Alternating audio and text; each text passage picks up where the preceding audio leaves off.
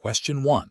The investigation demonstrates a cluster of respiratory illnesses among workers in a manufacturing facility. The public health professional tasked with investigating this outbreak needs to determine the most appropriate course of action to protect worker health and prevent further cases. Which of the following approaches best aligns with regulatory requirements and ethical public health practice for occupational health investigations? Option A. Immediately implement a facility-wide mandatory mask policy and distribute general respiratory hygiene pamphlets to all employees, assuming the issue is a common viral transmission. Option B. Prioritize the identification of the most cost-effective solutions for the company to mitigate potential liability, even if it means delaying comprehensive hazard assessment. Option C. Focus solely on collecting detailed medical histories from affected workers to diagnose specific occupational diseases, without initially assessing the workplace environment for hazards. Option D. Conduct a thorough site assessment to identify potential airborne and contact hazards, interview affected workers to understand exposure histories and symptom onset, and collaborate with management to implement immediate engineering controls and personal protective equipment recommendations based on preliminary findings, while ensuring worker confidentiality. Correct answer is D. Conduct a thorough site assessment to identify potential airborne and contact hazards, interview affected workers to understand exposure histories and symptom onset, and collaborate with management to implement immediate engineering controls and personal protective equipment recommendations based on preliminary findings, while ensuring worker confidentiality. Explanation. This scenario presents a professional challenge because it requires a public health professional to balance the immediate need for data collection with the ethical and regulatory obligations to protect worker privacy and ensure the integrity of the investigation.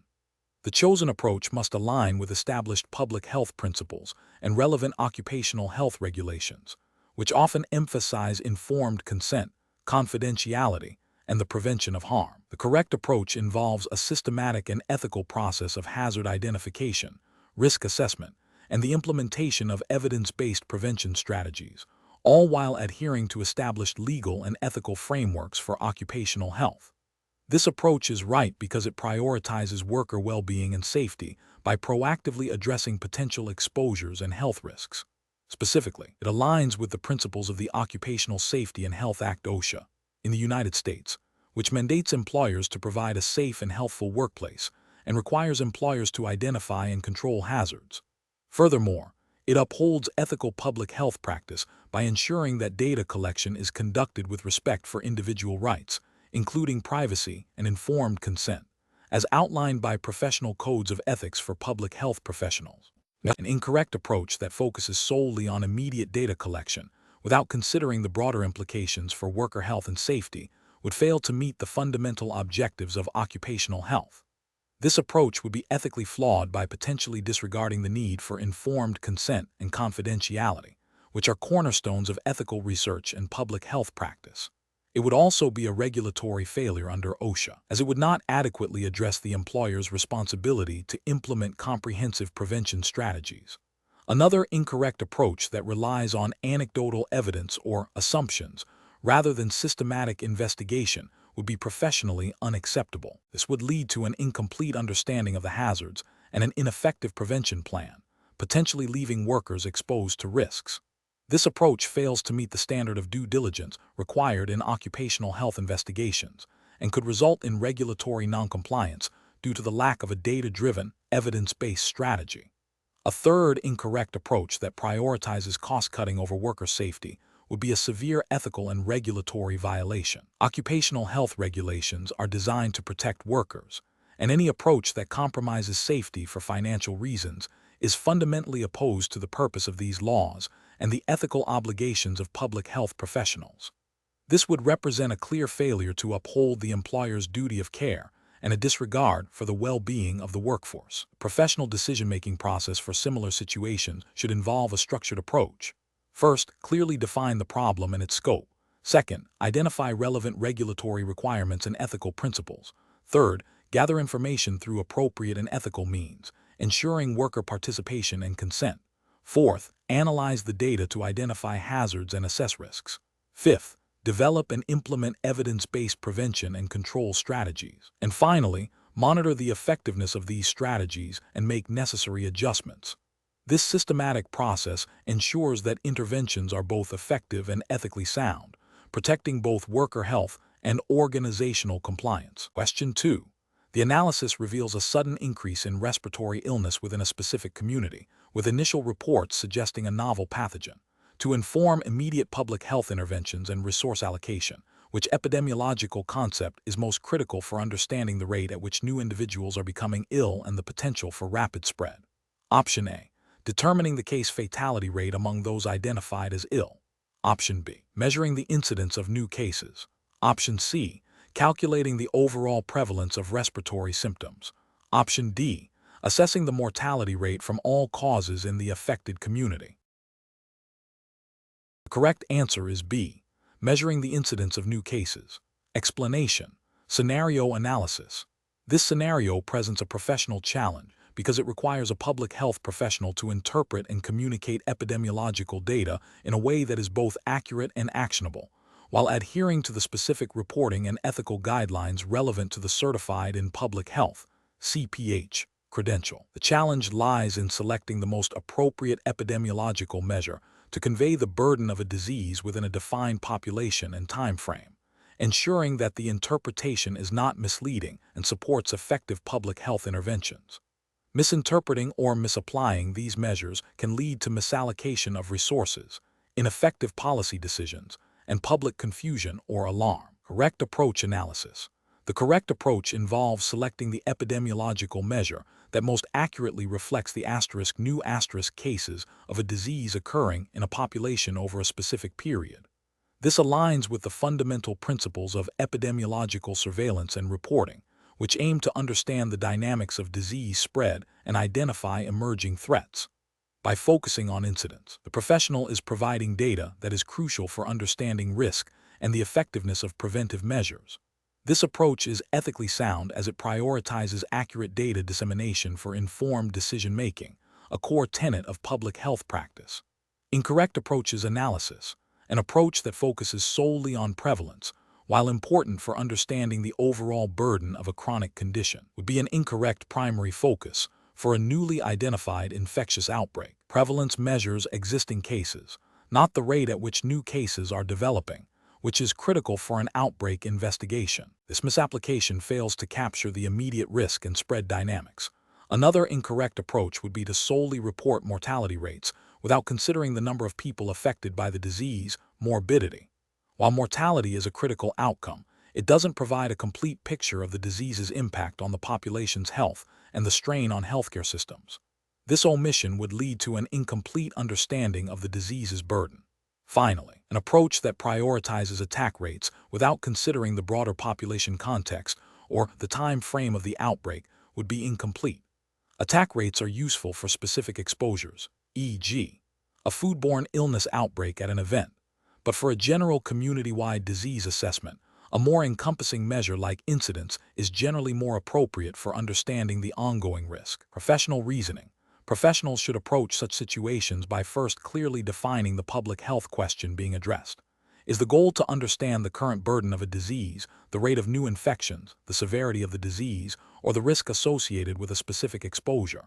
Once the question is clear, the appropriate epidemiological measure, S, can be selected.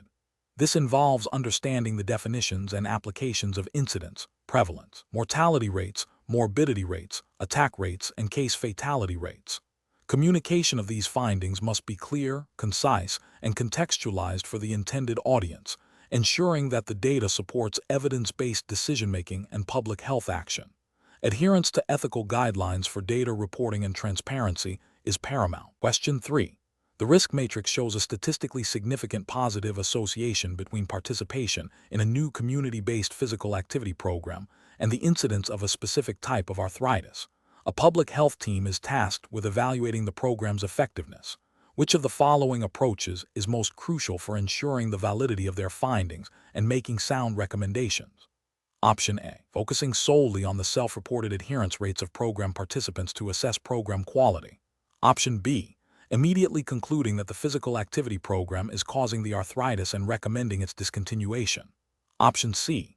systematically investigating potential confounding factors, such as age, pre-existing joint conditions, and geographic location, and employing appropriate statistical methods to control for them. Option D, assuming that the participants were randomly assigned to the program, and therefore any observed association is causal. The correct answer is B, immediately concluding that the physical activity program is causing the arthritis and recommending its discontinuation. Explanation: the risk matrix shows a potential association between a new community health program and a rise in reported cases of a chronic disease. This scenario is professionally challenging because it requires a public health professional to critically evaluate the observed association without jumping to conclusions about causality.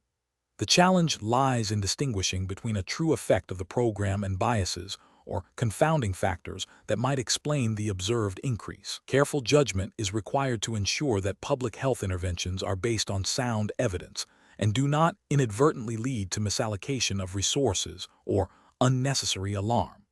The correct approach involves systematically identifying and controlling for potential biases and confounders. This includes considering selection bias, where the participants in the program might differ systematically from those not participating in ways that affect disease risk, and information bias, such as recall bias if participants are asked to remember past exposures, or interviewer bias if the interviewer's expectations influence responses. Crucially, confounding must be addressed, where a third variable is associated with both the program participation and the disease outcome, creating a spurious association. Methods like randomization, if feasible in an observational setting, though less common for program evaluation, matching participants to non-participants on key characteristics, restricting the study population to specific subgroups, stratifying the analysis by potential confounders, or using multivariate statistical models are essential for isolating the program's true effect. This rigorous approach aligns with the ethical imperative in public health to conduct evidence-based practice and to protect the well-being of the population by avoiding erroneous conclusions that could lead to ineffective or harmful interventions.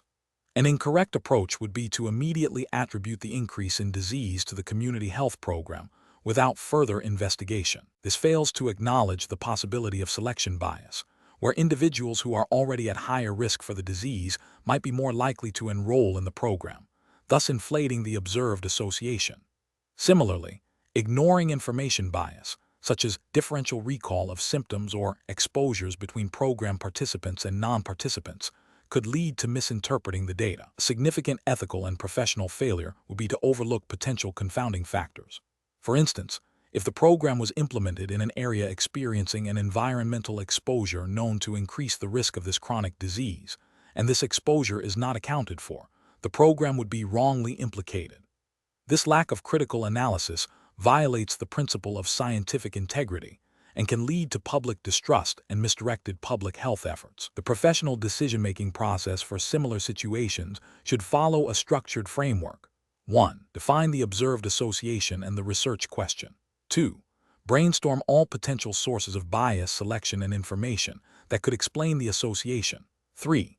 Identify potential confounding variables that are associated with both the exposure, program participation, and the outcome, disease. 4. Select appropriate methods to control for identified biases and confounders based on the study design and available data. 5. Interpret the results cautiously, acknowledging any remaining limitations. 6. Communicate findings clearly and transparently, highlighting the strengths and weaknesses of the analysis. Question 4. To address the challenge of monitoring a novel infectious disease outbreak and ensuring timely public health interventions, a local health department is considering various methods for data acquisition and reporting. Which of the following approaches best aligns with U.S. regulatory frameworks and public health reporting guidelines for epidemiological surveillance? Option A. Utilizing established state and federal reporting systems for notifiable diseases, ensuring all data submitted is de-identified or appropriately aggregated according to HIPAA guidelines, and communicating findings through official public health channels. Option B.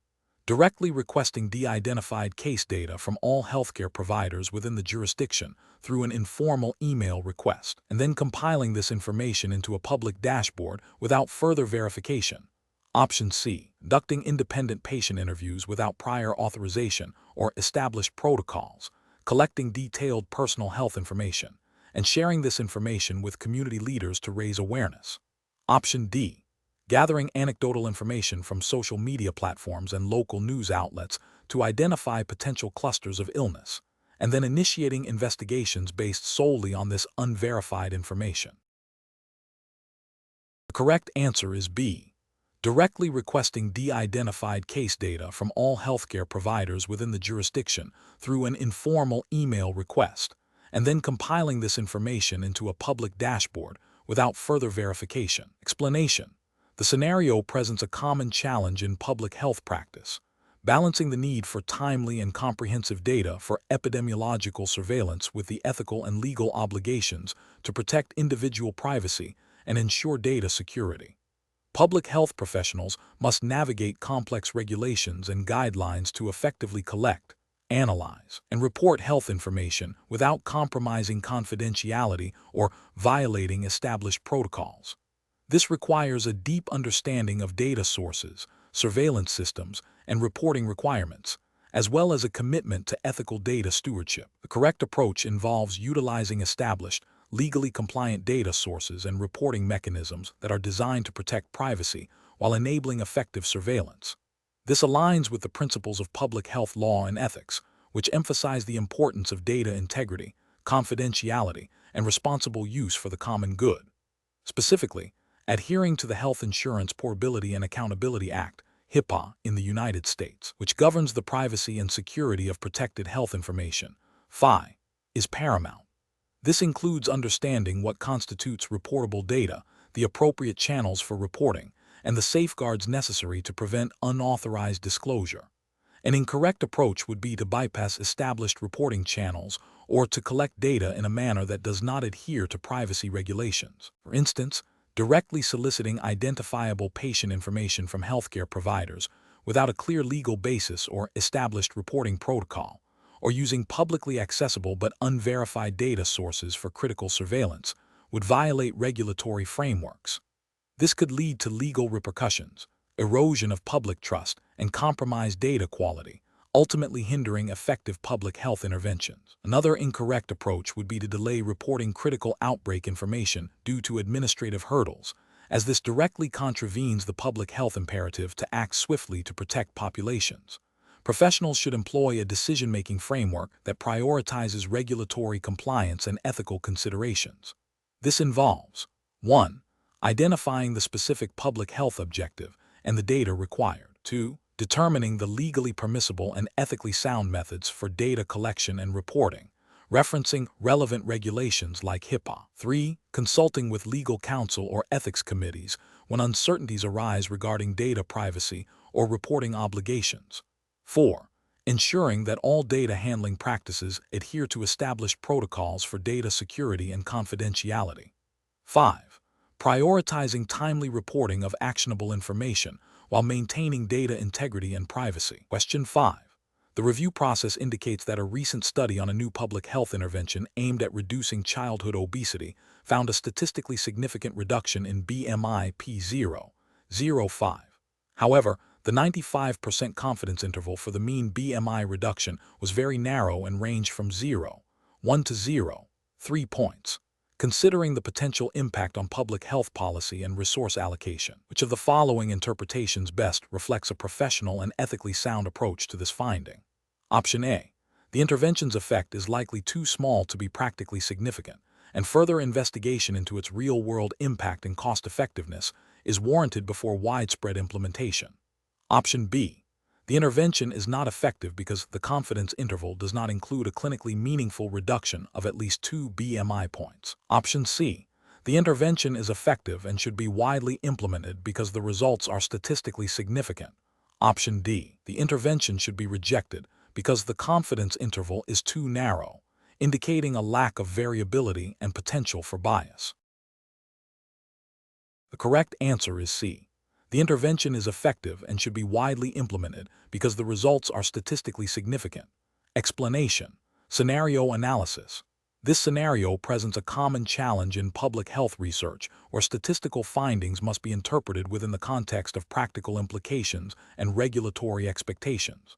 The professional challenge lies in distinguishing between statistical significance, which indicates a low probability of observed results occurring by chance, and practical significance, which refers to the magnitude and real-world impact of the effect. Misinterpreting this distinction can lead to misallocation of resources, ineffective interventions, and failure to meet public health objectives, all of which have ethical and potentially regulatory ramifications. Correct approach analysis. The correct approach involves a nuanced interpretation of the p-value and confidence interval, considering the effect size and its relevance to public health action.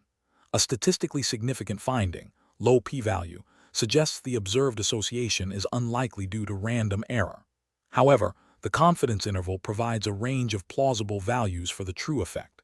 If this interval, even if statistically significant, is narrow and the upper bound suggests a minimal or negligible impact on health outcomes, then the finding may lack practical significance. Public health professionals must then critically assess whether the observed effect warrants intervention or further investigation, aligning with ethical principles of resource stewardship and evidence-based practice. Regulatory frameworks often implicitly or explicitly require interventions to be evidence-based and demonstrate a meaningful impact. Incorrect approaches analysis. One incorrect approach is to solely rely on the p-value to declare a finding as important. This fails to consider the magnitude of the effect and its practical implications. For example, a very large study might detect a statistically significant but tiny reduction in a risk factor that has no meaningful impact on disease incidence. This can lead to the implementation of costly or burdensome interventions for minimal gain, violating principles of efficiency and potentially misdirecting public health efforts. Another incorrect approach is to dismiss a statistically non-significant finding without considering the study's power or the potential for a small but important effect. While a non-significant p-value suggests no strong evidence of an effect, it doesn't prove the absence of an effect. If the confidence interval is wide and includes clinically meaningful values, further research with increased power might be warranted. Ignoring such possibilities can lead to missed opportunities for public health improvement. A third incorrect approach is to focus exclusively on the confidence interval without considering the p-value. While the confidence interval is crucial for understanding the precision of an estimate, the p-value still provides information about the probability of observing the data under the null hypothesis. Ignoring the p-value can lead to overconfidence in findings that might be statistically questionable, even if the confidence interval appears to suggest a meaningful effect. Professional reasoning. Professionals should adopt a decision-making framework that integrates statistical evidence with public health context. This involves 1. Understanding the research question and its public health relevance. 2. Evaluating the statistical significance, p-value, and precision of the estimate confidence interval. 3. Critically assessing the effect size and its practical significance in the target population. 4. Considering the limitations of the study design and potential biases. 5. Consulting with stakeholders and subject matter experts to determine the implications for policy and practice. This comprehensive approach ensures that statistical findings are translated into actionable, effective, and ethically sound public health interventions. Question 6. What factors determine the most appropriate measures of central tendency and dispersion to use when describing the health status of a specific population for a public health report intended for diverse stakeholders? Option A. The nature of the health data, e.g., continuous, discrete, skewed, and the intended audience's level of statistical literacy. Option B. The historical trends of similar health indicators and the personal preference of the lead researcher. Option C. The total number of data points collected and the availability of statistical software. Option D. The complexity of the statistical formulas used and the time available for data analysis. Correct answer is A. The nature of the health data, e.g., continuous, discrete, skewed, and the intended audience's level of statistical literacy. Explanation. Scenario analysis. This scenario is professionally challenging because public health professionals are tasked with interpreting and communicating complex data to diverse audiences, including policymakers, community members, and other health professionals. The challenge lies in selecting appropriate descriptive statistics that accurately reflect the health status of a population, while remaining understandable and avoiding misinterpretation. The choice of measures can significantly influence public perception, policy decisions, and resource allocation, making careful judgment paramount. Misrepresenting data, even unintentionally, can lead to flawed conclusions and detrimental public health outcomes. Correct approach analysis. The correct approach involves selecting measures of central tendency and dispersion that best represent the distribution of health data, considering the nature of the data itself and the intended audience for the findings. For example, when dealing with skewed data, the median is often a more robust measure of central tendency than the mean, as it is less affected by outliers. Similarly, understanding the spread of data through measures like the interquartile range, standard deviation, is crucial for grasping the variability within a population. This approach aligns with the ethical principles of accuracy, transparency, and beneficence in public health practice, ensuring that data is presented in a way that promotes informed decision-making and protects public well-being. Adherence to established public health reporting guidelines, which often implicitly or explicitly guide the selection of appropriate statistical measures, is also a key component. Incorrect approaches analysis. An approach that solely relies on the mean without considering the data's distribution or potential outliers is professionally unacceptable.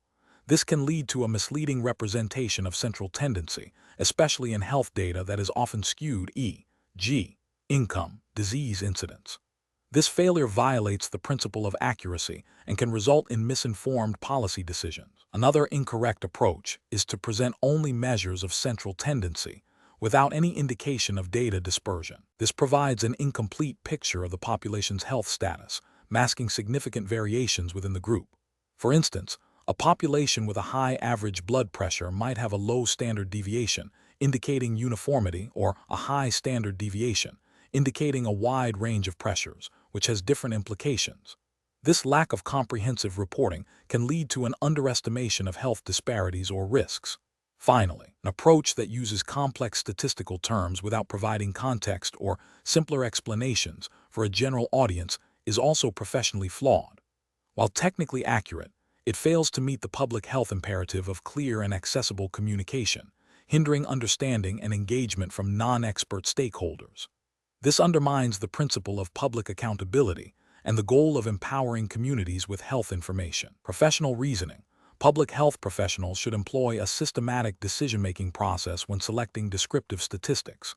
This process begins with understanding the research question or public health problem being addressed and the characteristics of the data collected, e.g., scale of measurement, distribution.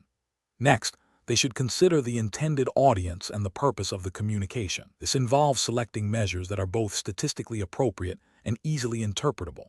For instance, when presenting to a community group, visual aids like histograms or box plots, alongside carefully chosen summary statistics, are often more effective than raw numbers or complex formulas. Finally, professionals must critically evaluate their chosen statistics to ensure they provide a fair and accurate representation of the population's health status, avoiding any potential for misinterpretation or bias. This iterative process ensures that descriptive statistics serve their intended purpose of informing and guiding public health action. Question 7. Strategic planning requires a public health initiative aimed at increasing fruit and vegetable consumption within a diverse urban community. Initial community assessments reveal a wide spectrum of attitudes and behaviors regarding healthy eating, with some residents expressing no interest in changing their diets, others considering it, and a significant portion actively trying to incorporate more produce but facing challenges. Which behavioral theory or model would be most appropriate to guide the development of a multifaceted intervention program that addresses these varying levels of readiness for change? Option A, social cognitive theory. Option B, the health belief model. Option C, the theory of planned behavior. Option D, the transtheoretical model, stages of change. The correct answer is D, the transtheoretical model, stages of change. Explanation. This scenario presents a common challenge in public health, tailoring interventions to diverse populations with varying levels of readiness for behavior change. The professional challenge lies in selecting the most effective theoretical framework to guide program design, ensuring it is evidence-based and ethically sound, while also being practical for implementation within resource constraints. Careful judgment is required to avoid generic approaches that may be ineffective or even counterproductive. The correct approach involves selecting the transtheoretical model, stages of change, because the scenario explicitly describes a community with individuals at different points in their readiness to adopt healthier dietary habits. This model's strength lies in its recognition that behavior change is a process, not an event, and that interventions should be matched to an individual's current stage: pre-contemplation, contemplation, preparation, action, maintenance. Applying this model allows for the development of targeted strategies, such as providing awareness-raising materials for those in pre-contemplation, skill-building workshops for those in preparation, and relapse prevention support for those in maintenance. This aligns with the ethical principle of beneficence by maximizing the likelihood of positive health outcomes and non-maleficence, by avoiding interventions that may be inappropriate or frustrating for individuals not yet ready for change. Furthermore, it is a widely accepted and evidence-based model in public health, consistent with the CPH certification's emphasis on applying established frameworks. An approach focusing solely on the health belief model would be insufficient because, while it addresses perceived susceptibility, severity, benefits, and barriers, it doesn't explicitly account for the asterisk process asterisk of change or readiness. This could lead to interventions that assume a level of motivation or readiness that may not exist across the entire community. An approach solely based on the theory of planned behavior, which emphasizes attitudes, subjective norms, and perceived behavioral control, would also be incomplete. While these factors are important, they do not inherently address the sequential nature of change that the trans-theoretical model captures. Interventions might be designed to influence these beliefs without acknowledging that individuals may not be ready to act on them. An approach relying exclusively on social cognitive theory, focusing on self-efficacy, observational learning, and reciprocal determinism, would also be a less optimal choice for this specific scenario. While self-efficacy is crucial, this model doesn't as directly address the stages of readiness for change as the trans-theoretical model does, potentially leading to interventions that are too advanced for those in earlier stages. The professional decision-making process for similar situations involves 1. Needs assessment, thoroughly understanding the target population's current behaviors, beliefs, and readiness for change. 2. Theoretical framework selection, choosing a model that best explains the behavior in question and guides intervention design, considering the population's characteristics. 3. Intervention design, developing specific, measurable, achievable, relevant, and time-bound, smart objectives and activities aligned with the chosen theoretical framework. 4. Evaluation planning, establishing clear metrics to assess the intervention's effectiveness and make necessary adjustments. 5. Ethical review, ensuring the intervention respects individual autonomy, promotes well-being, and avoids harm. Question 8. Risk assessment procedures indicate a need to quickly identify potential environmental exposure pathways contributing to a rise in respiratory illnesses in a specific urban neighborhood. Which approach would be most appropriate for a certified in public health (CPH) professional to initiate the exposure assessment process, adhering to U.S. regulatory frameworks? Option A. Initiate a door-to-door survey of residents to gather self-reported exposure histories and perceived health symptoms without prior data review. Option B. Access and analyze existing, de-identified environmental monitoring data and aggregated health outcome statistics from relevant public health agencies and research institutions. Option C. Rely on informal discussions with community leaders and anecdotal reports to infer the primary environmental hazards and their impact. Option D. Directly request individual patient health records from local clinics and hospitals to correlate reported symptoms with potential environmental exposures. The correct answer is B. Access and analyze existing, de-identified environmental monitoring data and aggregated health outcome statistics from relevant public health agencies and research institutions. Explanation: this scenario is professionally challenging because it requires a public health professional to balance the immediate need for data to inform a public health intervention with the ethical and regulatory obligations to protect individual privacy and ensure data integrity. The Certified in Public Health (CPH) professional must navigate the complexities of environmental epidemiology, specifically exposure assessment, while adhering to U.S. federal regulations governing health information and research. Careful judgment is required to select an approach that is both scientifically sound and legally compliant. The correct approach involves utilizing existing, de-identified environmental exposure data that has been collected and aggregated in accordance with relevant privacy regulations, such as the Health Insurance Portability and Accountability Act HIPAA. If the data originated from healthcare settings or other applicable federal and state data privacy laws, this approach is ethically and regulatorily justified because it leverages readily available information without requiring the collection of new, potentially sensitive, personally identifiable health information. It respects individual privacy by using data that has already been anonymized or de-identified, thereby minimizing the risk of re-identification and unauthorized disclosure.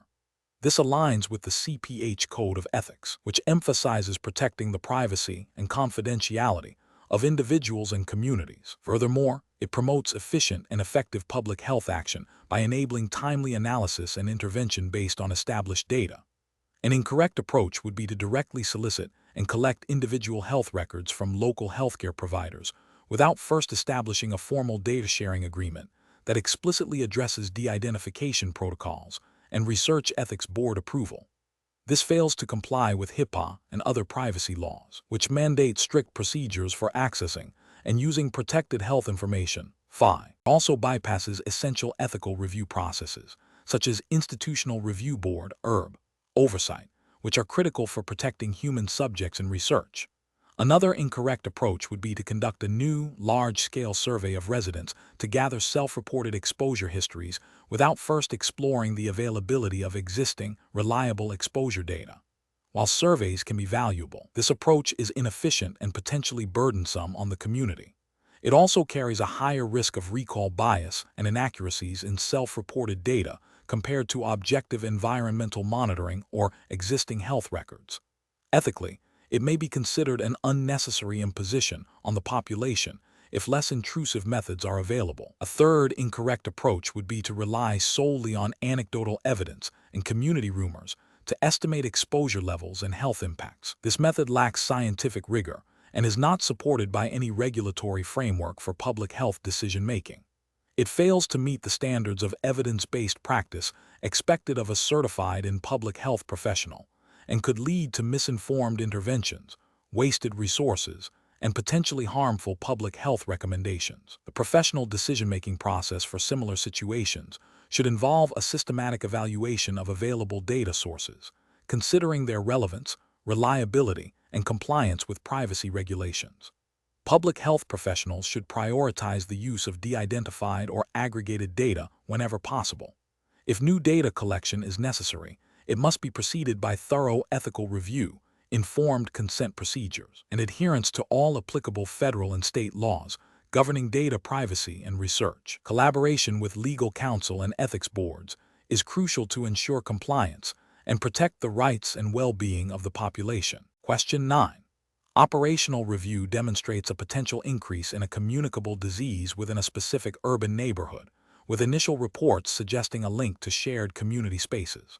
The Public Health Department needs to assess the risk and determine appropriate interventions, but must also consider the privacy of individuals and the equitable distribution of resources. Which of the following approaches best balances these competing considerations within the U.S. regulatory framework? Option A. Conduct a targeted epidemiological investigation focusing on individuals who have visited the identified community spaces, collecting only necessary demographic and exposure data, and developing communication strategies that emphasize voluntary participation and data protection.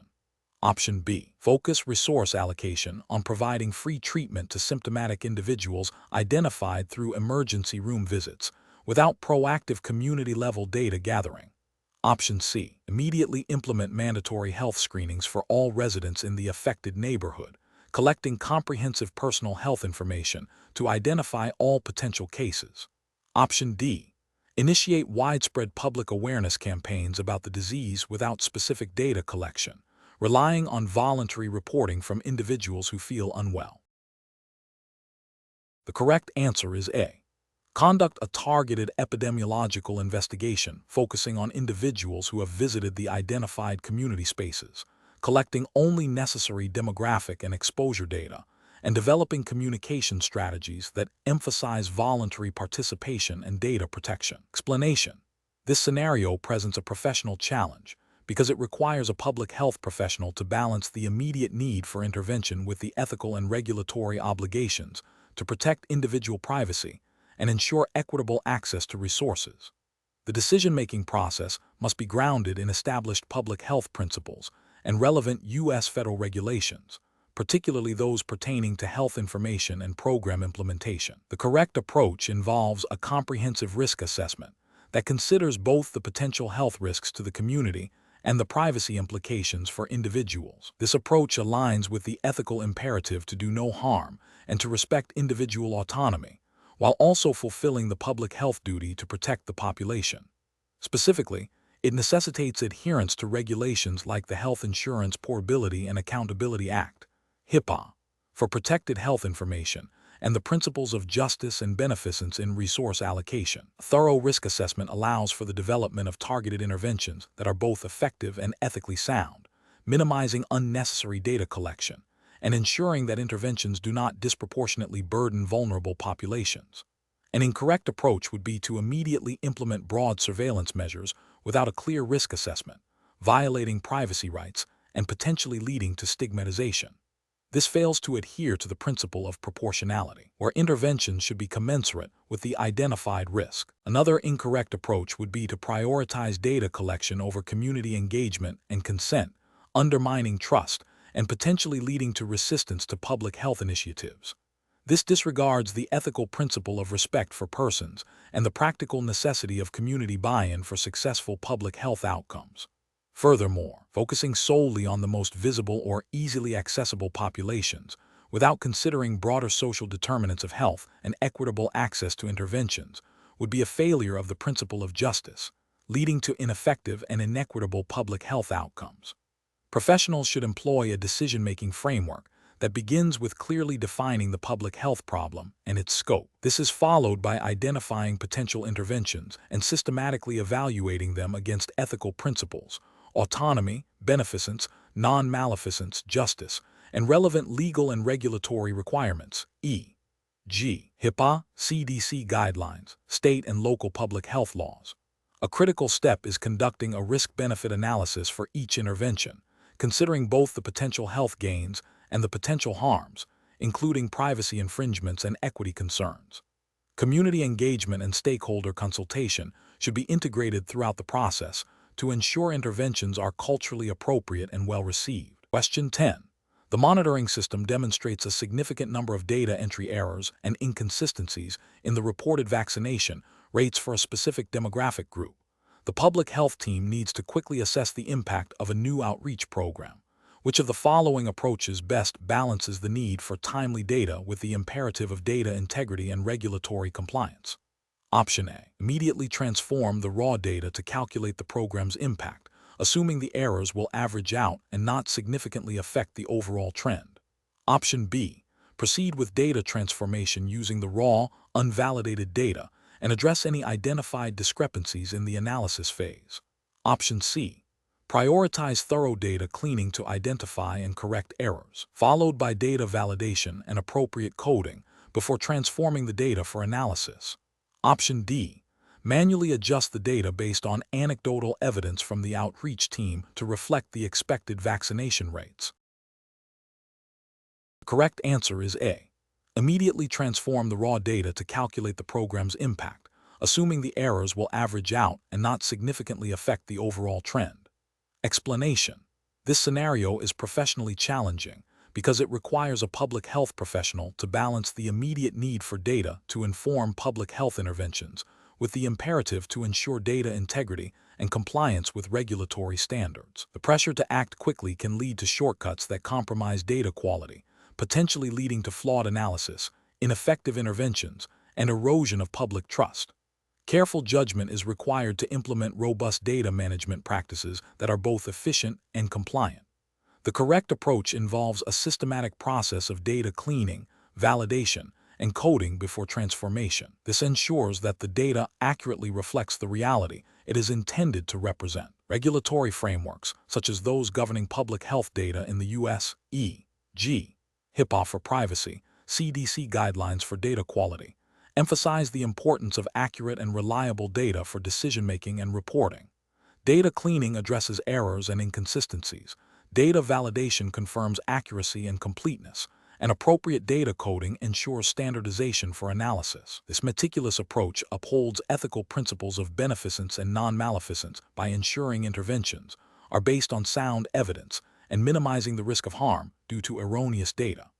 An incorrect approach that bypasses thorough data cleaning and validation before coding and transformation is professionally unacceptable. This failure directly violates the principles of data integrity and accuracy mandated by public health data governance. For instance, proceeding with transformation without addressing outliers or missing values can lead to skewed analytical results, misinterpretation of trends, and ultimately, the implementation of public health strategies based on faulty information. This not only undermines the effectiveness of interventions, but also violates the ethical obligation to use resources responsibly and to protect public health based on reliable evidence. Another incorrect approach that involves transforming data without proper validation or coding introduces significant risks. Without validation, the transformed data may not accurately represent the original observations, leading to misrepresentation of public health issues. Without appropriate coding, data may be inconsistent and difficult to analyze, hindering the ability to draw meaningful conclusions. This disregard for established data management protocols can lead to inaccurate reporting to regulatory bodies and a failure to meet public health objectives, potentially resulting in regulatory noncompliance and a loss of credibility. The professional decision-making process for similar situations should involve a risk-based assessment of data management processes. This means prioritizing data quality at every stage, from initial entry to final analysis. Public health professionals should adhere to established data management protocols, which typically include clear guidelines for data cleaning, validation, and coding. When faced with time constraints, the focus should be on implementing efficient, yet rigorous data management techniques rather than compromising on fundamental quality checks. Seeking guidance from data management experts or reviewing relevant regulatory guidelines can further support sound decision-making. The ultimate goal is to ensure that all data used for public health decision-making is accurate, reliable, and ethically managed. Question 11. Governance review demonstrates that a public health department is planning a new community-wide vaccination campaign. The department has identified several distinct ethnic and linguistic groups within the target population. Which of the following strategies best exemplifies a commitment to cultural competency in developing and implementing this campaign? Option A. Focus on providing vaccination services at a central clinic location and address any cultural concerns raised by individuals on a case-by-case basis after the campaign has launched. Option B. Develop a single, comprehensive health education brochure that is translated into the primary languages spoken by the identified groups. Option C. Engage community leaders and cultural liaisons from each identified group to review and adapt campaign messaging, materials, and outreach strategies to ensure cultural relevance and respect. Option D. Assume that a standardized, evidence-based vaccination message will be equally effective across all cultural groups, requiring only minor linguistic adjustments. The correct answer is B. Develop a single, comprehensive health education brochure that is translated into the primary languages spoken by the identified groups. Explanation. This scenario presents a professional challenge because public health initiatives, by their nature, aim to serve diverse populations. Failing to acknowledge and address cultural nuances can lead to ineffective interventions, mistrust, and ultimately health disparities. The challenge lies in moving beyond a superficial understanding of diversity to actively embedding cultural humility and competence into practice, ensuring services are not only accessible, but also relevant and respectful to all community members. Careful judgment is required to balance broad public health goals with the specific cultural context of the target population. The correct approach involves actively seeking input from community members and cultural liaisons to tailor health education materials and service delivery methods. This aligns with the core principles of ethical public health practice, which emphasize community engagement and respect for diverse values and beliefs. Specifically, under the framework guiding the Certified in Public Health (CPH) exam, which often draws upon foundational public health ethics and principles, this approach directly supports the ethical imperative to promote health equity and social justice. It reflects a commitment to cultural humility by acknowledging that the public health professional does not possess all knowledge and must learn from the community. This proactive engagement ensures that interventions are culturally appropriate, increasing their likelihood of success and fostering trust. An incorrect approach that relies solely on translating existing materials into different languages fails to address deeper cultural considerations. While language is a component of cultural appropriateness, it does not account for varying health beliefs, communication styles, or social determinants of health that are culturally influenced. This approach risks presenting information in a way that is misunderstood or perceived as irrelevant, thus failing to meet the ethical obligation to provide effective and respectful care. Another incorrect approach, which involves assuming that a single standardized health message will be universally understood and accepted across all cultural groups, demonstrates a lack of cultural humility. This ethnocentric perspective ignores the rich diversity within populations and can lead to the perpetuation of health inequities by failing to address the unique needs and contexts of different communities. It violates the ethical principle of justice by not ensuring equitable access to health information and services tailored to diverse needs. A further incorrect approach, which focuses on addressing cultural differences only when specific complaints arise, is reactive rather than proactive. Ethical public health practice demands a proactive commitment to cultural competence. Waiting for complaints signifies a failure to anticipate potential barriers and to build culturally sensitive programs from the outset.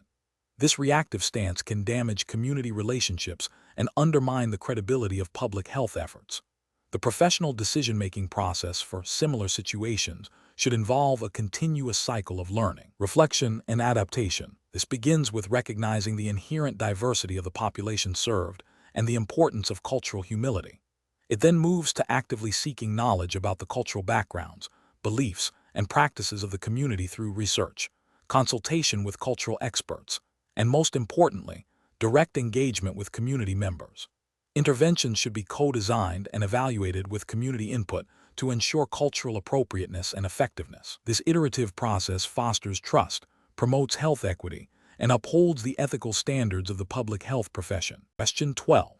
The monitoring system demonstrates a need to assess the prevalence of a chronic disease across a large, diverse metropolitan area, to ensure that the findings accurately reflect the health status of all residents, including those in different socioeconomic neighborhoods and age groups. Which sampling technique would best achieve this objective while adhering to principles of equitable representation and scientific validity? Option A. Stratified sampling. By dividing the metropolitan area into socioeconomic and age strata and then randomly sampling within each stratum. Option B. Simple random sampling. By randomly selecting individuals from a comprehensive list of all residents. Option C. Systematic sampling. By selecting every 100th resident from a randomly ordered list of all residents. Option D. Cluster sampling. By randomly selecting several neighborhoods and then surveying all residents within those selected neighborhoods.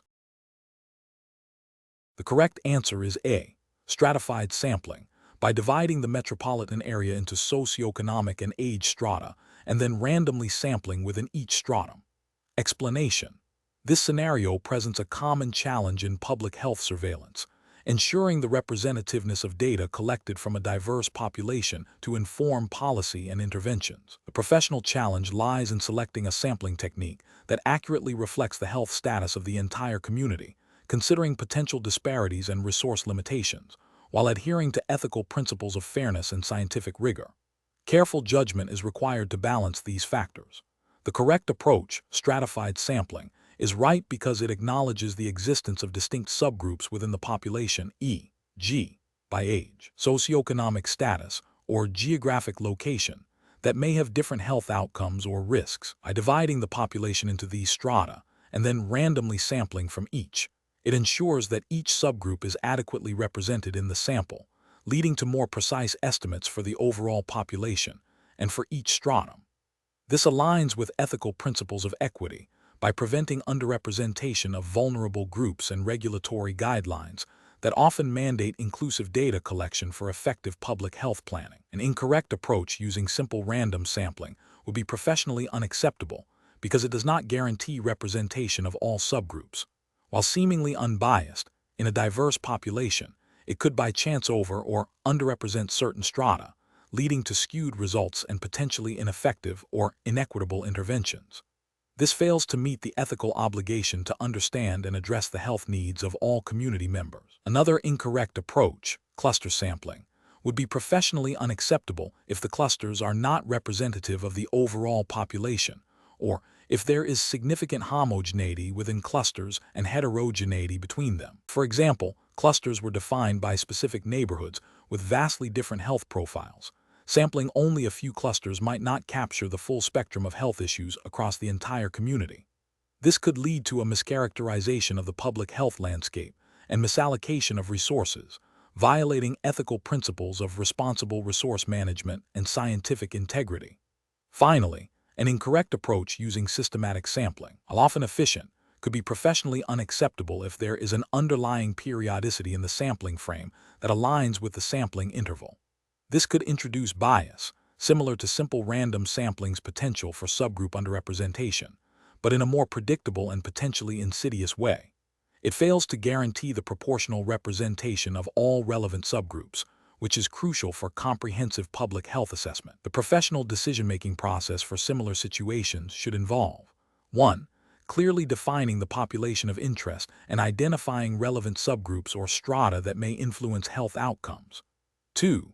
Assessing the objectives of the surveillance or study. Is it to understand overall health or to identify specific issues within subgroups? 3. Evaluating the characteristics of different sampling techniques in relation to the population structure and study objectives, considering potential biases and resource constraints. 4. Prioritizing techniques that ensure equitable representation and minimize bias, aligning with ethical obligations and regulatory requirements for accurate and inclusive public health data. Question 13. Market research demonstrates that a local health department has limited resources to address the growing burden of cardiovascular disease and type 2 diabetes. To optimize its impact, the department must decide on the most effective strategy for allocating these resources. Which of the following approaches best aligns with public health principles and regulatory expectations for chronic disease prevention and management in the United States? Option A. Prioritize interventions for cardiovascular disease and diabetes that have the highest individual treatment costs, regardless of their population-level impact or prevalence. Option B. Allocate resources primarily to research initiatives aimed at discovering new treatments for chronic diseases, rather than focusing on current prevention and management strategies. Option C. Focus solely on a broad public awareness campaign about healthy eating and exercise, assuming that increased general knowledge will lead to widespread behavior change. Option D. Implement targeted screening programs for individuals with known risk factors and develop community-based lifestyle modification programs specifically designed for high-risk neighborhoods, coupled with robust outreach to ensure access for underserved populations. The correct answer is D.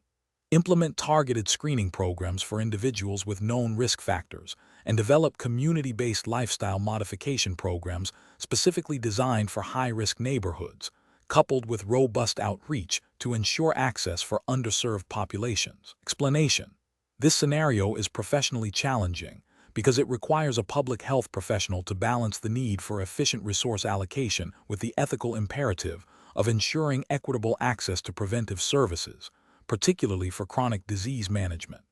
The Certified in Public Health (CPH) credential signifies a commitment to upholding public health principles and ethical standards, which are often codified in professional guidelines and regulatory frameworks.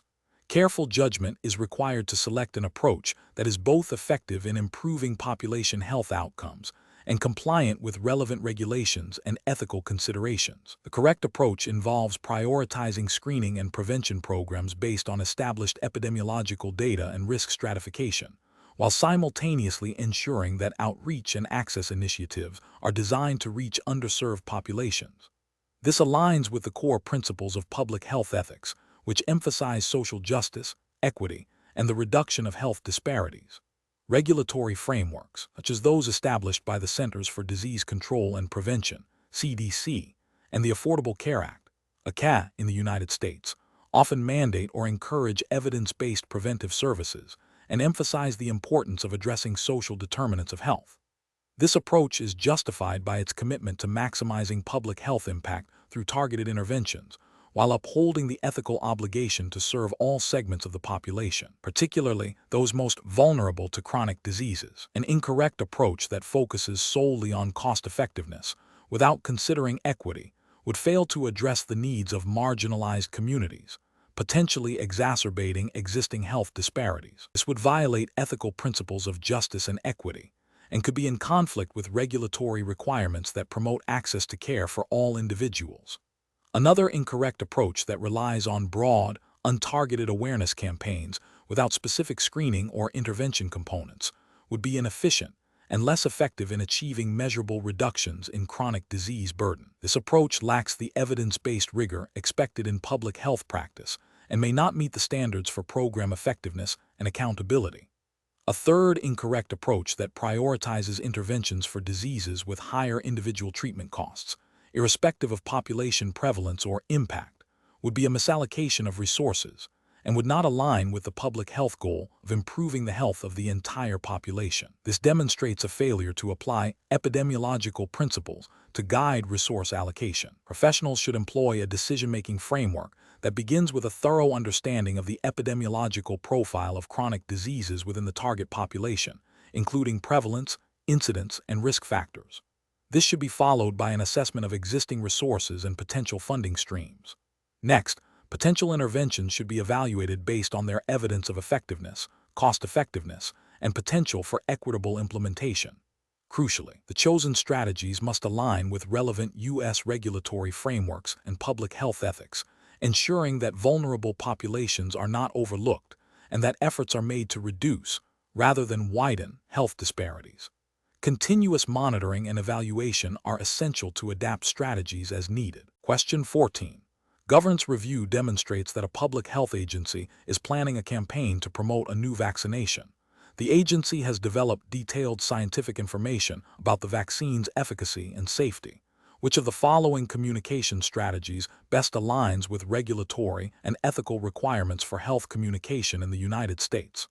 Option A. Developing a multifaceted communication plan that includes plain language summaries, culturally relevant visuals, testimonials from trusted community members, and outreach through local community organizations to address varying health literacy and cultural backgrounds. Option B. Focusing the communication solely on healthcare providers, assuming they will effectively convey the information to their patients. Option C. Disseminating the detailed scientific information through official agency websites and press releases, assuming the public can access and interpret it. Option D. Translating the scientific information into multiple languages without considering cultural nuances or the readability of the translated text. The correct answer is C. Disseminating the detailed scientific information through official agency websites and press releases, assuming the public can access and interpret it. Explanation. This scenario presents a professional challenge because public health communicators must navigate the complex interplay between disseminating vital health information and respecting diverse cultural beliefs and varying levels of health literacy within a community. The core difficulty lies in ensuring that health messages are not only accurate and evidence-based, but also accessible, understandable, and culturally appropriate to promote effective health behaviors and equitable health outcomes. Failure to do so can lead to misinformation, distrust, and ultimately, poorer health status for vulnerable populations. The correct approach involves developing a communication strategy that prioritizes tailoring messages to specific audience segments, considering their cultural backgrounds, existing beliefs, and literacy levels. This includes using plain language, culturally relevant imagery, and trusted community channels to deliver information. This approach aligns with the ethical principles of beneficence and non-maleficence, ensuring that communication efforts aim to benefit the public while avoiding harm caused by misunderstanding or offense. Furthermore, it supports the principle of justice by striving for equitable access to health information for all community members, regardless of their background. Regulatory frameworks often emphasize the importance of clear, understandable communication to ensure informed decision-making by the public. An incorrect approach that relies solely on disseminating raw scientific data without adaptation fails to acknowledge the diverse health literacy levels within the population. This can lead to messages being incomprehensible to a significant portion of the target audience, rendering them ineffective and potentially creating confusion or anxiety. Ethically, this approach neglects the duty to communicate in a manner that is accessible and beneficial to all. Another incorrect approach that uses culturally insensitive language or imagery, even if scientifically accurate, risks alienating or offending the target audience. This can erode trust in public health institutions and messages, hindering future communication efforts and potentially exacerbating health disparities. This violates the ethical principle of respect for persons and can be contrary to regulations promoting non-discrimination and cultural competency. A third incorrect approach that assumes a one-size-fits-all message ignores the fundamental principle of audience segmentation in effective health communication. Different groups have unique needs, concerns, and preferred communication methods. A generic message is unlikely to resonate with all segments of the population, leading to suboptimal engagement and impact. This approach is professionally deficient as it fails to maximize the potential for positive health outcomes. Professionals should employ a systematic decision-making process that begins with a thorough audience assessment to understand their demographics, cultural contexts, health beliefs, and literacy levels. This assessment should inform the development of tailored messages using appropriate channels and language. Continuous evaluation and feedback loops are crucial to refine communication strategies and ensure their ongoing effectiveness and cultural appropriateness. This iterative process ensures that public health communication is both compliant with ethical standards and maximally beneficial to the community. Question 15. Operational review demonstrates a need to investigate the association between a newly identified environmental exposure and the incidence of a specific chronic respiratory condition in a large urban population. The research team has limited time and budget, but aims to generate evidence that can support policy changes to mitigate potential risks. Which of the following study designs would be most appropriate for this investigation? Considering the need for establishing temporal relationships and assessing potential causality, while acknowledging practical constraints. Option A, a randomized controlled trial RCT, where participants are randomly assigned to either experience the environmental exposure or not.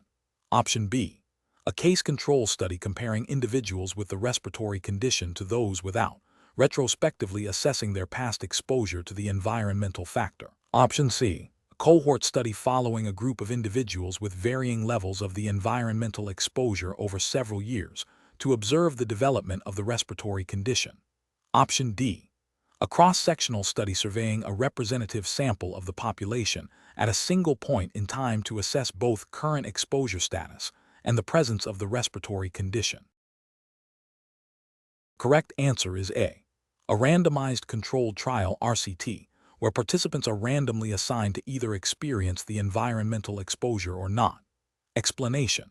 This scenario presents a professional challenge in selecting the most appropriate study design to investigate a public health issue, requiring careful consideration of the research question, available resources, and the inherent strengths and weaknesses of different methodologies. The goal is to gather robust evidence that can inform public health interventions and policy. The correct approach involves selecting a study design that directly addresses the research question while minimizing bias and confounding factors, and is feasible within the given constraints. For instance, if the goal is to establish temporal relationships and assess causality for a chronic disease, a cohort study or a randomized controlled trial (RCT) would be superior to a cross-sectional study. A cohort study allows for the examination of incidence and the natural history of a disease by following exposed and unexposed groups over time, providing stronger evidence for association than a cross-sectional study. An RCT, while often the gold standard for establishing causality, is ethically and practically challenging for many public health questions. An incorrect approach would be to choose a study design that is fundamentally ill-suited to the research question, or that introduces significant methodological flaws. For example, using an ecological study to infer individual-level risk is a well-known fallacy, ecological fallacy, and would lead to erroneous conclusions about disease etiology. Similarly, relying solely on a cross-sectional study to determine the incidence or temporal sequence of events would be a failure, as it captures a single point in time and cannot establish cause and effect relationships. A case control study, while useful for rare diseases, is prone to recall bias and selection bias, and is less effective for studying the incidence of a disease or the effects of rare exposures. The professional decision-making process for similar situations should involve a systematic evaluation of the research question's specificity, the desired level of evidence e.g., association vs. causality, the feasibility of recruitment and follow-up, ethical considerations, and the potential for bias. Public health professionals must prioritize designs that offer the greatest potential for valid and reliable findings within practical and ethical boundaries, always being transparent about the limitations of the chosen design. Question 16. Process analysis reveals that a new community-based initiative aimed at reducing childhood obesity has been launched with significant public funding. While initial outreach and service delivery are underway, the program team has not yet established a comprehensive plan for measuring the initiative's impact on key health indicators or for collecting data to assess resource utilization efficiency. Which of the following approaches best aligns with the principles of responsible program implementation and impact assessment within the public health regulatory framework? Option A. Implement the program broadly and collect only qualitative feedback from participants to gauge general satisfaction, without establishing quantitative outcome measures or a formal evaluation design. Option B. Focus exclusively on the operational aspects of service delivery and resource deployment, deferring any formal impact assessment until external auditors mandate such a review. Option C. Continue full-scale program implementation across all target communities and plan to conduct a retrospective impact evaluation once the program has been operational for at least 2 years. Option D. Immediately initiate a comprehensive, multi-year impact evaluation plan that includes baseline data collection, process monitoring, and outcome measurement, while continuing phased program rollout based on initial needs assessments. The correct answer is D. Immediately initiate a comprehensive, multi-year impact evaluation plan that includes baseline data collection, process monitoring, and outcome measurement, while continuing phased program rollout based on initial needs assessments. Explanation. This scenario presents a common challenge in public health program implementation, balancing the need for immediate intervention with the requirement for rigorous impact assessment. The professional challenge lies in the ethical and regulatory obligation to demonstrate program effectiveness and responsible resource allocation, while also addressing urgent public health needs. Failure to adequately assess impact can lead to wasted resources, ineffective interventions, and a lack of accountability to the public and funding bodies. The Certified in Public Health (CPH) credential emphasizes the importance of evidence-based practice and adherence to ethical principles, which includes a commitment to evaluating program outcomes. The correct approach involves a systematic and phased implementation that integrates impact assessment from the outset. This means establishing clear baseline data, defining measurable objectives, and building in mechanisms for ongoing monitoring and evaluation throughout the program's lifecycle. This aligns with the principles of program planning and evaluation, which are core competencies for public health professionals. Regulatory frameworks, such as those governing grant funding and public health initiatives, often mandate demonstrable outcomes and accountability for resource utilization. Ethically, it is imperative to ensure that public funds are used effectively and that interventions truly benefit the target population. An incorrect approach would be to prioritize rapid, widespread rollout without establishing a robust evaluation framework. This could lead to a situation where the program's true impact remains unknown, making it difficult to justify continued funding or to identify areas for improvement. Another incorrect approach would be to conduct a post hoc evaluation only after the program has been fully implemented for an extended period. This delays the identification of potential issues and misses opportunities for adaptive management, potentially leading to prolonged ineffectiveness. Finally, focusing solely on process measures without assessing outcome indicators would fail to demonstrate the program's ultimate success in achieving its public health goals. Professionals should approach program implementation with a mindset of continuous improvement, guided by a clear understanding of program goals, available resources, and the imperative for evidence-based decision-making. This involves a cyclical process of planning, implementation, monitoring, evaluation, and adaptation, ensuring that interventions are both responsive to immediate needs and demonstrably effective in the long term. Question 17. The control framework reveals a public health department is tasked with developing a new community-wide initiative to reduce childhood obesity. They have limited funding and a diverse population with varying socioeconomic backgrounds and access to resources. Which program planning model, when applied with a best practice evaluation approach, would best guide the development and assessment of this initiative to ensure its effectiveness and accountability? Option A. A model that emphasizes the immediate rollout of educational materials and nutritional guidelines to families, with a plan to assess health changes only after several years. Option B. A model that prioritizes a comprehensive assessment of predisposing, reinforcing, and enabling factors influencing childhood obesity, followed by a phased implementation and rigorous evaluation of process, impact, and outcome. Option C. A model that relies heavily on community surveys to identify perceived needs, followed by the development of interventions based on majority consensus without a structured causal analysis or outcome measurement plan. Option D.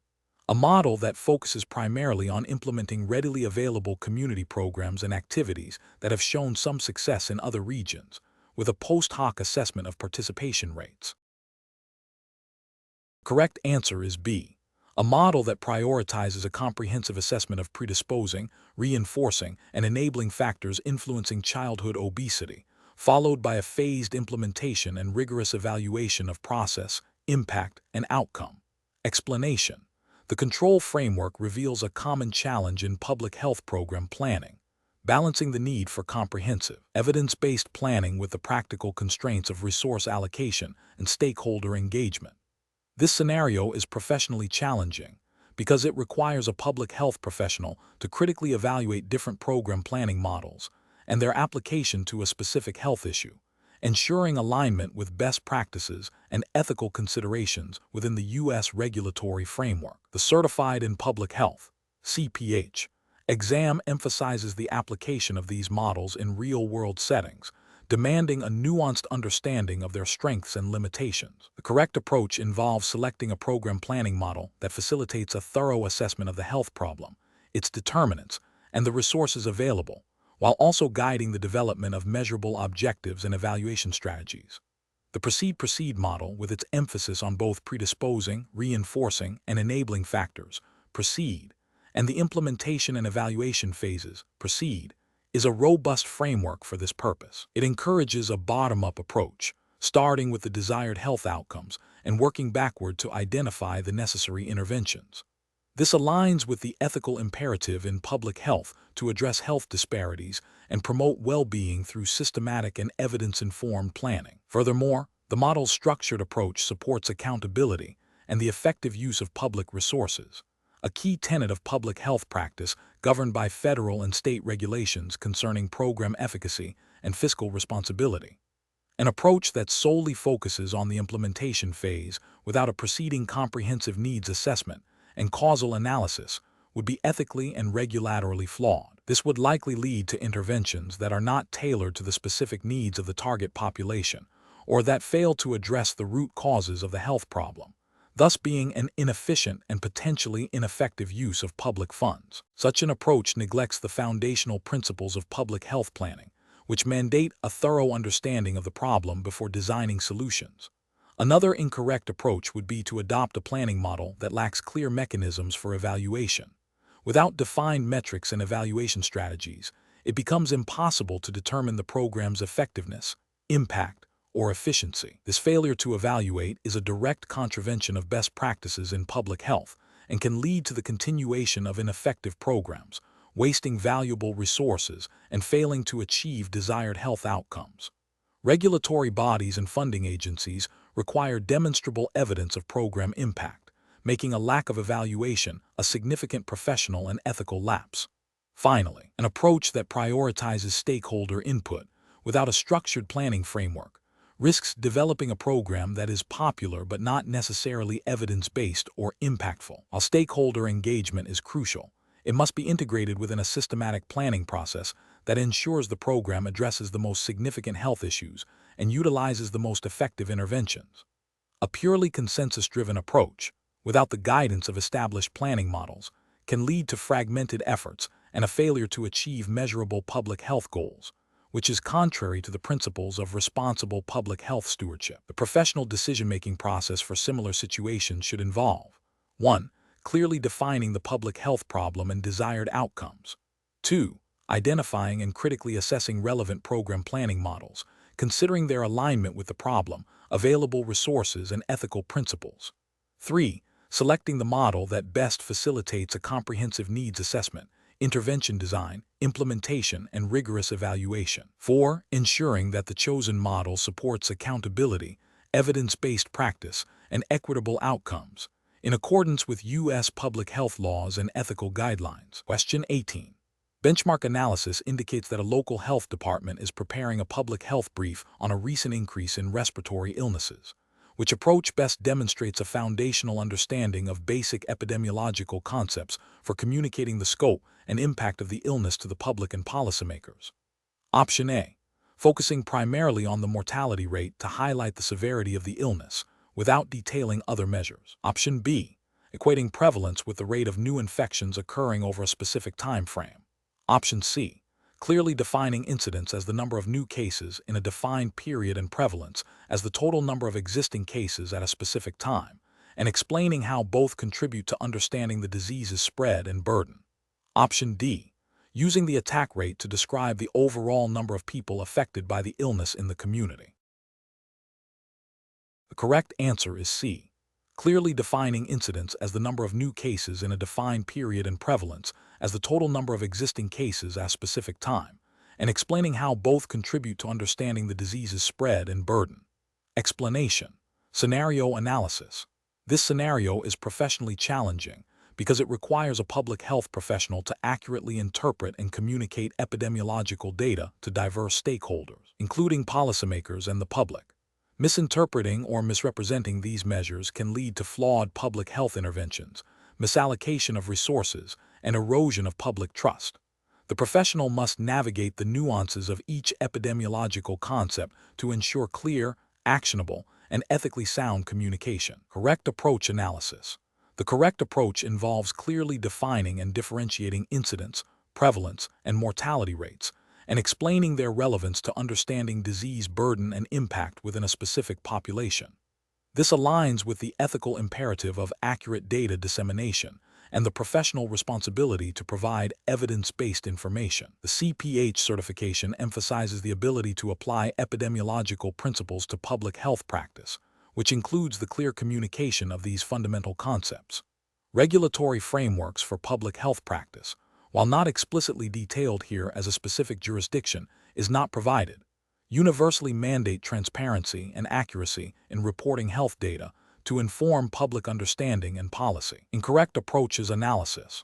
An approach that conflates incidence and prevalence fails to distinguish between new cases and existing cases, leading to an inaccurate understanding of disease dynamics and the effectiveness of interventions. This is an ethical failure in data representation.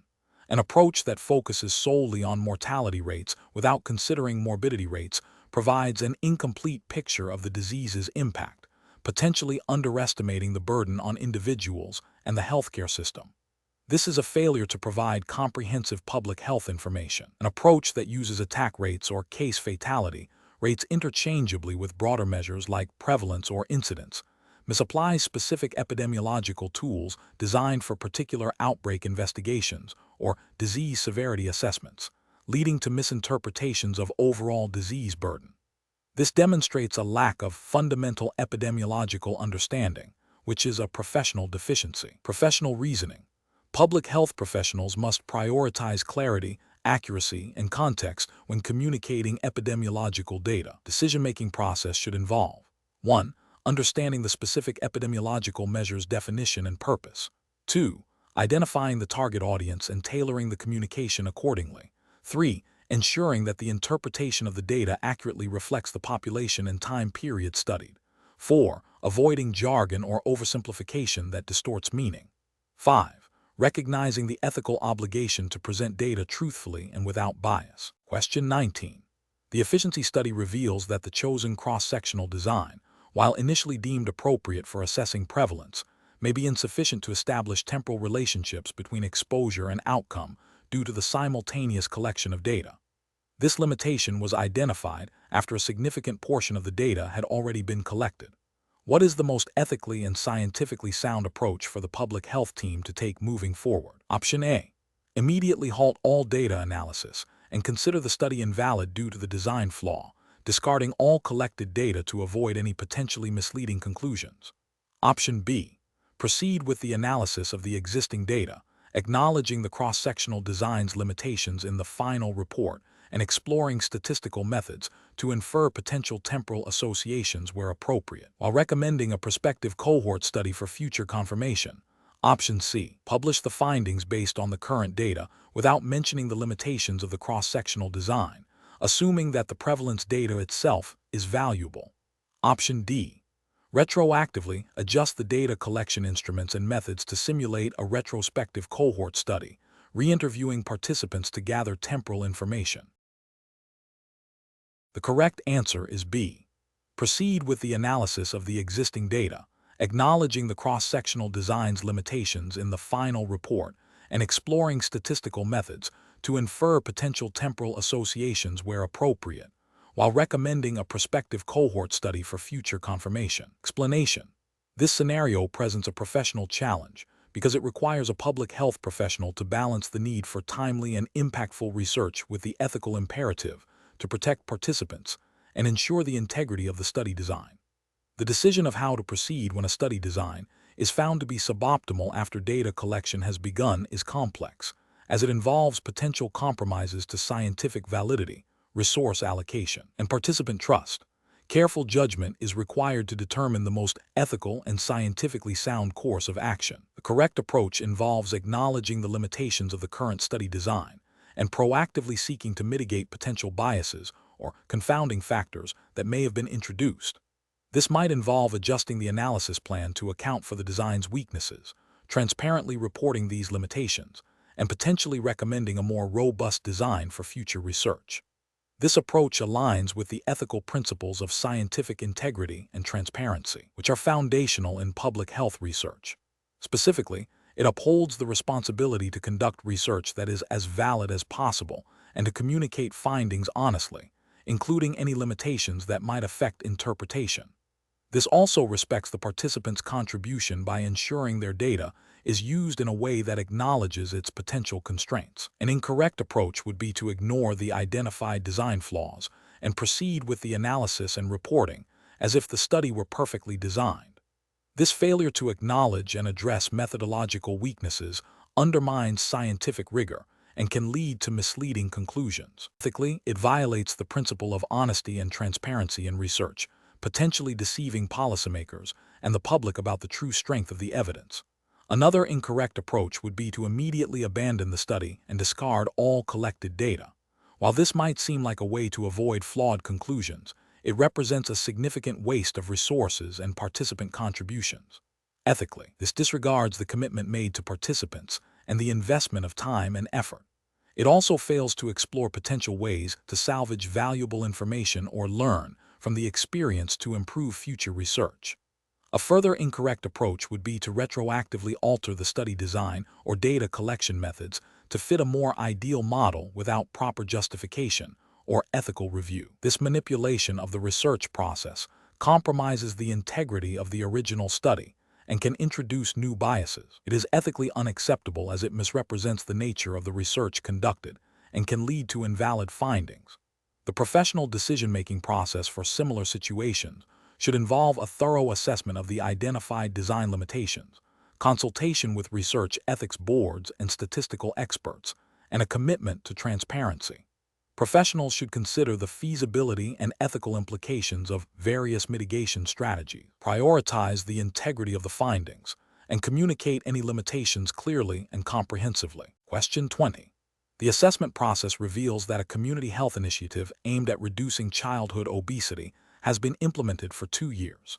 Stakeholders are now requesting data on whether the program has led to a measurable decrease in the prevalence of obesity among children in the target demographic, and if this reduction is attributable to the program's interventions.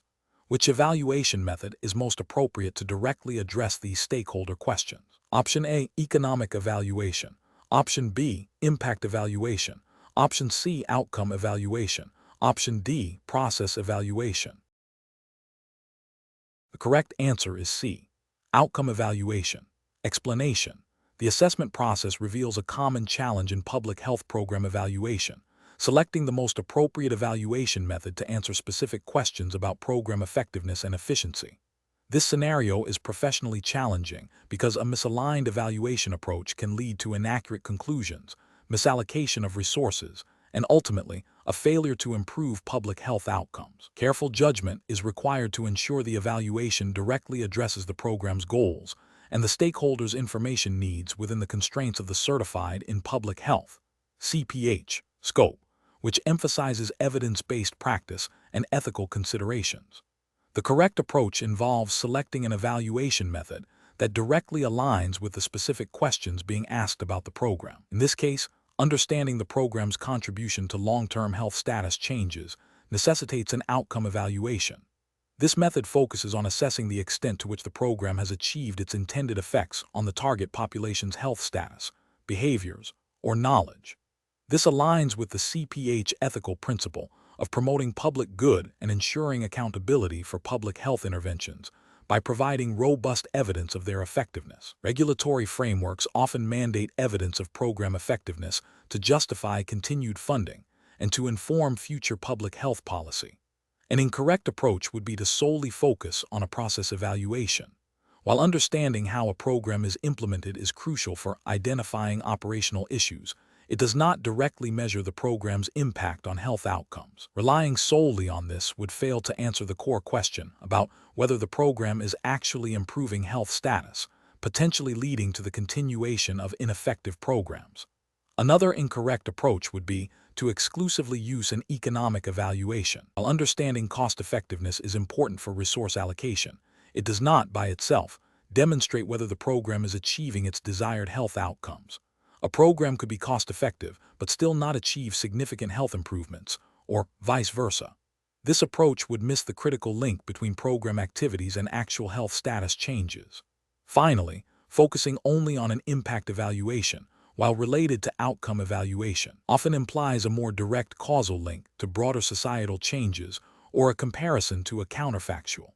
While valuable, if the primary question is about the program's contribution to specific health status changes within the target population, a well-designed outcome evaluation is the most direct and appropriate method to answer that specific question. Overly broad impact evaluations might not provide the granular data needed to understand the program's direct contribution to the observed health status changes. The professional decision-making process for similar situations should involve a systematic approach.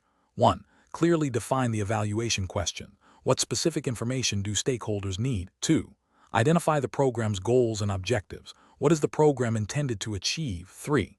Match evaluation methods to questions and goals. Select the method S that can best answer the questions and assess the achievement of objectives. 4. Consider the resources available. Time, budget, and expertise will influence the feasibility of different methods. 5.